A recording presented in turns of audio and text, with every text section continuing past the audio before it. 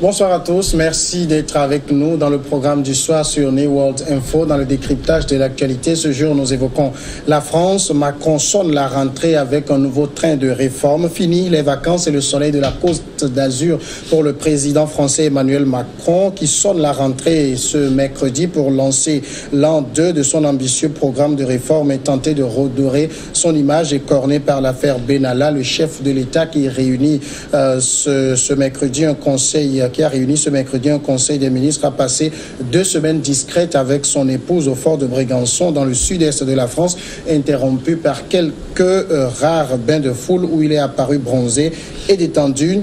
Retour aux affaires donc pour le numéro 1 français. Quelles sont les principales réformes et dans quel climat cela s'annonce? On évoque le sujet avec Mamadou Diouf, notre éditorialiste. Bonsoir Mamadou Diouf. Bonsoir Samuel. Emmanuel Macron revient de 2 semaines de vacances. D'abord, est-ce qu'on peut considérer que c'est un président requinqué qui va faire face aux défis de l'heure? Requinqué, ça va être difficile de le dire. Il a certainement pris une pause. Il est bronzé, comme on le dit. Il a profité du soleil. Mais il est parti en laissant des dossiers plutôt difficiles. Je ne crois pas que 2 semaines suffisent pour qu'il revienne en étant vraiment requinqué totalement. Les dossiers qu'il a laissés ont dû l'empêcher de dormir pendant qu'il voulait véritablement se reposer durant ces 15 jours-là. Au moins, ce repos quand même lui a permis un peu d'éteindre l'affaire Benalla. Oui, c'est vrai que c'est arrivé au bon moment. Parce que vraiment, cette affaire est venue au mauvais moment, puisque même une partie de ces réformes dont on parle avait déjà été déposée au niveau de l'Assemblée. Mais les députés de l'opposition avaient dit, s'il y a quelque chose dont on va parler, c'est l'affaire Benalla. Ne venez pas nous parler d'autre chose pour nous distraire. L'affaire qui est à l'ordre du jour maintenant, c'est cette affaire Benalla qu'il faut régler. De sorte qu'ils se sont comportés en groupe de blocage pratiquement, empêchant même l'Assemblée à pouvoir fonctionner. L'Assemblée a cherché une solution en mettant en place un groupe parlementaire pour travailler sur la question. Ils sont allés dans le groupe. Après, ils ont quitté le groupe. Donc, au moment où ils partaient, vraiment, il avait laissé l'Assemblée dans une situation difficile à cause, effectivement, de son ami Benalla. Alors, ça veut dire que le retour de vacances, c'est maintenant que le plus difficile commence? Bon, le plus difficile, certainement pas, puisque l'affaire est en train de se dissiper un peu. Comme on dit, il faut laisser du temps au temps. Les choses se sont un peu plus clarifiées. Lui-même, il a pris la parole. Il y a eu certes des contradictions à un certain moment, mais on a un peu compris le fond de l'affaire aujourd'hui. Mais l'opposition française ne va pas vouloir céder ce terrain, puisqu'ils ont un crochet où ils vont pouvoir, j'allais dire, suspendre le président français. Ce n'est pas eux qui vont enlever le crochet. Ils attendent de pied ferme le président français, tout comme les parlementaires de son groupe, pour que les gens s'expliquent encore une fois, aussi bien sur cette affaire que sur certains éléments de la réforme où l'opposition ne partage pas toujours le plan du président de la République. Alors, pour Emmanuel Macron, c'est un peu le tournant des réformes qui s'amorce maintenant, mais c'est un président quand même très bas dans les sondages qui va amorcer cette phase-là. Oui, c'est malheureusement une réalité en France que quand on devient président, au bout de 2 ans, les choses chutent. Il ne faut pas oublier que les Français sont des gens particulièrement exigeants. Il faut voir combien de fois vous avez des marches, des manifestations, des pétitions, des grèves. Donc, quand les gens ne sont pas satisfaits, ils ne se contentent pas de rester dans leur coin, ils l'expriment. Et toutes ces expressions d'insatisfaction, à l'aboutissement, c'est le président de la République. Puisque, comme on dit, c'est lui le premier responsable de tout. Même s'il n'est pas directement responsable, il est indirectement responsable. Donc, toutes ces contestations, effectivement, se traduisent par une chute au niveau des sondages, contrairement à la façon dont il avait commencé son mandat. Quelles sont les principales réformes auxquelles le président français va devoir faire face actuellement? On peut dire qu'il y en a 3 qu'on peut considérer comme les principales réformes, mais il y en a 8 qui l'attendent et avec des problèmes. La première concerne la réforme des retraites. Si vous regardez de Mitterrand à Macron, on a toujours posé ce problème de la réforme des retraites parce que la France, comme beaucoup de pays européens, est en train de rencontrer 2 problèmes. Le premier problème, c'est la chute de la natalité. Alors que le système de retraite français est basée sur le fait que ceux qui travaillent cotisent pour ceux qui sont à la retraite. Mais avec le vieillissement de la population, on est en train d'avoir une inversion. Au lieu d'avoir un très grand nombre de jeunes qui travaillent, un petit nombre de personnes âgées qui sont à la retraite, ce qui permet de régler facilement la situation, le nombre de personnes âgées augmente, le nombre de jeunes ayant un emploi stable diminue à cause des difficultés économiques et du chômage. Donc, depuis fort longtemps, les gens avaient vu la tendance, un travail est en train d'être fait pour résoudre le problème, mais jusqu'à présent, la véritable solution, on ne l'a pas trouvée. Le deuxième élément que Macron apporte lui-même cette fois, il veut que la retraite soit simplement la retraite. Qu'on soit dans le privé ou qu'on soit dans le public. Et là, il y a de la véritable résistance en la matière, aussi bien dans le public que dans le privé, parce que bien sûr, en fonction des positions dans lesquelles les gens se trouvent, certaines retraites par rapport au privé étaient préférables à d'autres par rapport au niveau du public. Et là, il est vraiment attendu parce qu'il veut qu'on utilise le même mode de calcul pour les pensions de retraite. Sur ce plan-là, il a du pain sur la planche parce que c'est sa touche à la limite, lui en tant que président, et ça va créer des difficultés. L'autre élément, c'est l'assurance chômage, puisque ce problème est là également depuis fort longtemps. Ça crève le budget avec un déficit qui est autour de 35 milliards d'euros et qui ne permet pas également de régler ce problème. Il y avait des solutions commencées avec le président Hollande, que Macron n'a pas remis en cause, où on facilitait un certain nombre de choses aux entreprises qui acceptaient d'embaucher.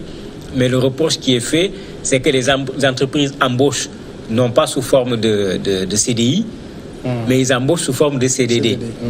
Donc, ils embauchent de façon vraiment courte en termes de durée, de temps, alors qu'ils font comme si ils avaient résolu un problème, alors que quand la durée déterminée est finie, la personne qui avait été embauchée se retrouve au chômage. Donc, on recommence comme si rien n'avait été fait, alors que les entreprises avaient déjà bénéficié d'un privilège. Ici, il insiste, c'est parce qu'il ne faut pas oublier qu'on l'accuse d'être le président des riches. Le troisième élément qui fera également problème, qui vient en fait de son programme politique, c'est le plan qu'il a contre la pauvreté. Ça touche à la question du chômage dont on a parlé tout à l'heure. Ça touche à la question de la retraite, parce que les gens partent à la retraite et se retrouvent dans des difficultés. Ce plan, il l'a annoncé plusieurs fois. On l'a reporté plusieurs fois. C'est pourquoi cette fois, il va être plus que attendu. Qu'on se rappelle également qu'il a eu sa phrase qui a fait le buzz quand il disait qu'on mettait un pognon dingue pour des minima sociaux. Ça fait beaucoup de bruit là-bas parce que chacun l'avait interprété à sa façon, en considérant même que le président faisait preuve de manque de considération par rapport à certaines populations qui sont dans la difficulté. Ce plan doit normalement entrer en vigueur le 1er janvier 2019. Mais ce n'est pas évident que ça va passer, puisqu'il y a deux problèmes qui se posent. Les 18-25 ans ont un régime qui les soutient parce qu'on considère qu'ils sont à l'école, ils sont en formation, etc. Souvent, dès qu'ils terminent avec la formation, ce régime s'éteint. Et quand ce régime s'éteint, ils n'ont pas encore eu un emploi. Pour perdre un emploi, qu'on dise que celui-là, il a perdu un emploi, il avait cotisé, il a droit à ce revenu minimum d'insertion qu'ils ont reformulé sous plusieurs formes, mais qui reste dans le fond, ce revenu minimum d'insertion. Et on s'est rendu compte au niveau des statistiques que quand on regarde les SDF en France, une bonne partie des SDF, un tiers pratiquement, sont ces jeunes-là qui, quand ils ont terminé leur formation, n'ont même pas eu encore leur premier emploi. Donc voilà les trois qui vont être les chantiers sur lesquels il va se battre le plus, parce que ça touche également à ce qu'il avait dit pendant la campagne électorale. Il avait promis de faire des réformes, il avait promis de ne pas reculer. Donc sur ces trois éléments, il sera fortement attendu par l'opposition au niveau du Parlement. Il y a aussi fort à faire du côté de l'économie. Oui, il y a aussi fort à faire, puisque actuellement l'économie française à la limite stagne ou même de temps en temps recule. Il avait promis d'agir là-dessus. On se rappelle ce qu'il appelle le pacte, où il y a deux éléments: transformer les entreprises, mais accélérer également la croissance, parce que la France a du mal à obtenir 3% de croissance par année. Parfois même ça chute à 1, quelque chose, voire même une croissance négative qui est là parfois, qui est le risque vers lequel la France court à cause de la situation économique. Donc là, il y a ce pacte où il a également des difficultés parce que quand on veut régler certains problèmes sur le plan social, on veut également régler d'autres problèmes sur le plan économique. Les deux choses ne vont pas toujours dans le même sens. Puisque le social a tendance à absorber. Si on veut s'occuper des chômeurs, on peut s'occuper des personnes qui sont à la retraite, on peut s'occuper du déficit également en matière de santé par rapport à l'assurance santé. C'est de l'argent qu'on absorbe et c'est de l'argent qui ne produit pas économiquement, si on peut l'appeler ainsi. Alors qu'il faut injecter également de l'argent, puisque c'est ce que les chefs d'entreprise disent tout le temps, pour pouvoir accélérer la croissance au niveau de la France. Ce qui veut dire que sur ce plan-là, effectivement, il aura fort à faire parce qu'il a d'un côté les travailleurs qui manifestent, qui se mobilisent. Il a de l'autre côté également le syndicat du patronat avec le MEDEF qui également se mobilise pour ne pas céder aux privilèges auxquels ils ont droit et auxquels ils bénéficient jusqu'à présent. Alors, ce sont des réformes qu'on peut qualifier de difficiles. On sait que l'Assemblée est majoritairement acquise à Macron, mais est-ce que ça va passer de facto? Non, ça ne passera pas de facto parce qu'on s'attend à ce que l'opposition joue encore le blocage sur l'affaire Benalla. C'est la première chose. La deuxième chose, même au niveau du groupe du président de la République, il commence à y avoir des problèmes parce qu'on se rend compte qu'on nous disait que tout avait été pensé de la même manière, mais on commence à voir des voix discordantes qui ne sont pas tout à fait d'accord avec ce que le président de la République propose. Il ne faut pas qu'on oublie qu'il vient des socialistes et il y a ce mixage qu'on lui avait reproché au départ dans son gouvernement où des gens de droite et de gauche se sont retrouvés et ça commence maintenant à sortir parce que ceux de droite ont une ligne politique. Ceux de gauche également ont une ligne politique. Si les gens restent fidèles à leur ligne, sur certains aspects, ils ne vont pas du tout avoir le même point de vue. On l'a déjà vu sur certaines questions et ça risque également de revenir ici, surtout qu'on touche à la question sociale. Les socialistes seront très sensibles. On touche à la question économique, les orientations ne sont pas les mêmes. Alors, Emmanuel Macron est considéré un peu comme un président jupitérien qui se considère au-dessus de tout. Est-ce que ça suffira? Ça ne suffira pas. Je crois que ça ne suffira pas du tout. Pour qui connaît la France, De Gaulle en a vu de toutes les couleurs. Et Macron a beau être considéré comme Jupiter, Macron n'est pas De Gaulle, et on a vu De Gaulle jeter l'éponge. Ça veut dire qu'en France, il y a une opposition qui est là, qui sait s'opposer, qui sait même s'il le faut être insolente devant celui qui est au-devant de la scène pour obtenir ce qu'elle veut. Donc, Macron, je me dis qu'il le sait très bien, il ne va pas trouver devant lui un tapis rouge de la part de l'opposition française pour lui permettre de faire ses réformes sans pour autant qu'il y ait de la résistance. Mais on a quand même eu un Macron qui a fait campagne, qui a été élu sur ces réformes justement. Oui, mais l'éternel problème, c'est que quand on fait campagne, quand on propose les choses sur le plan théorique, c'est très agréable. Quand on arrive sur le terrain, quand on gère soi-même le budget, quand on rencontre les contraintes budgétaires, quand il a rencontré son premier attentat en France, les données se mettent à changer parce qu'on se retrouve en face d'un certain nombre de réalités qu'on a beau mettre dans un projet en disant, bon, ici on prévoit des difficultés, là-bas on prévoit des obstacles, on va mesurer les risques. Ça n'empêche qu'à un certain moment, devant la réalité, on a des difficultés. Je disais tout à l'heure que certaines de ces réformes ont été reportées plusieurs fois.